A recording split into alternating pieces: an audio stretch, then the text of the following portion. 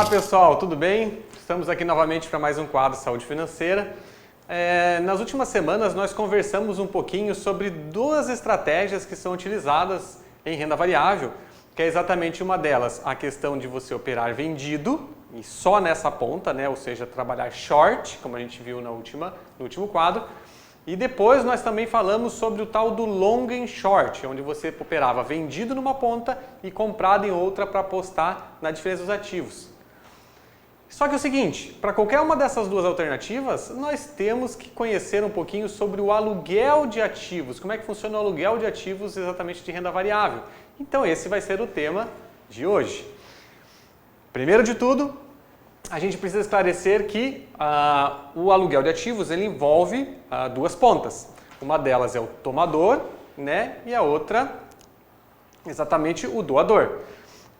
Quando nós temos essa relação de mão dupla, né? Você precisa necessariamente ter um intermediador. E o intermediador desse processo é exatamente a Bolsa de Valores. Então a B3, no caso, faz a intermediação desse relacionamento entre doador e tomador. Quem que é o doador? O doador é o cara que possui o ativo em carteira. Normalmente ele tem a intenção de segurar esse ativo por longo prazo, é para aposentadoria, ou ele tem uma visão de mais longo prazo para que seja, vamos dizer, que se cumpra lá um processo de um investimento numa indústria, ou mesmo ele tem uma expectativa futura de grande desempenho do negócio e assim por diante. Então, normalmente o doador é aquela pessoa que mantém o ativo em carteira porque ele tem projetos de longo prazo. E o tomador? O tomador é o cara que está pegando exatamente o ativo porque ele tem muitas vezes uma notícia recente, ele quer especular às vezes com o ativo, né? Ele quer trabalhar no curto prazo, né? E daí nós vimos duas estratégias que na verdade o tomador pode tomar, que uma delas é ficar posicionado vendido, ficar short no ativo, que é exatamente para apostar numa queda daquele ativo.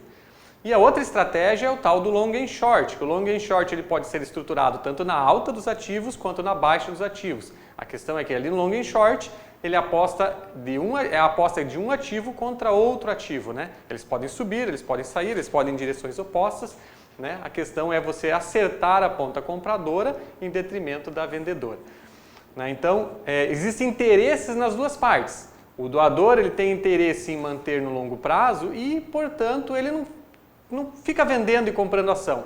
Então ele pode disponibilizar aquele ativo para um aluguel, né, para quem quer exatamente fazer essa operação sem ter o ativo, e ele vai rentabilizar um pouquinho além do que a ação ganharia ficando parada na carteira dele, né? Ele vai poder trabalhar, então, com aquele ativo tendo uma rentabilidade adicional. Então, como a gente falou, essa relação ela é intermediada pela B3, né? Ela fica responsável por fazer exatamente esse fechamento do negócio.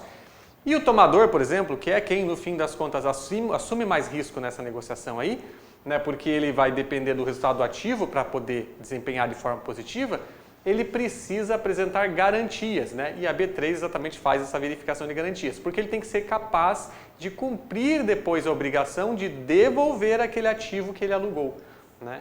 Então as garantias são muito importantes nesse tipo de operação e a B3 vem nesse sentido de proteger exatamente essa relação. Ok, pessoal? E muito bem, em relação aos custos desse tipo de operação, a gente já comentou nos quadros anteriores, mas o tomador, por exemplo, que é quem está fazendo o aluguel daquele ativo, quem está pegando o aluguel daquele ativo, ele vai ter os custos naturalmente de corretagem, né, quando ele vai fazer venda, compra, etc., aquele ativo, dependendo do que ele vai fazer, as taxas da corretora e a taxa de aluguel que ele tem que remunerar o detentor do ativo, né? Então ele tem esses custos. E quais são os custos do doador?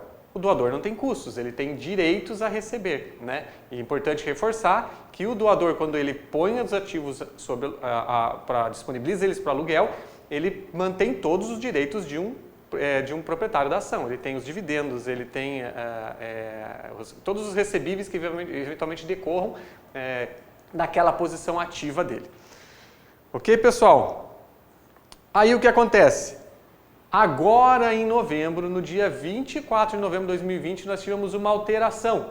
Normalmente você só podia fazer essa operação de ativos, de aluguel aí, com ações. mas agora também é possível fazer com fundos imobiliários e fundos de participação, os FIs e os FIPs.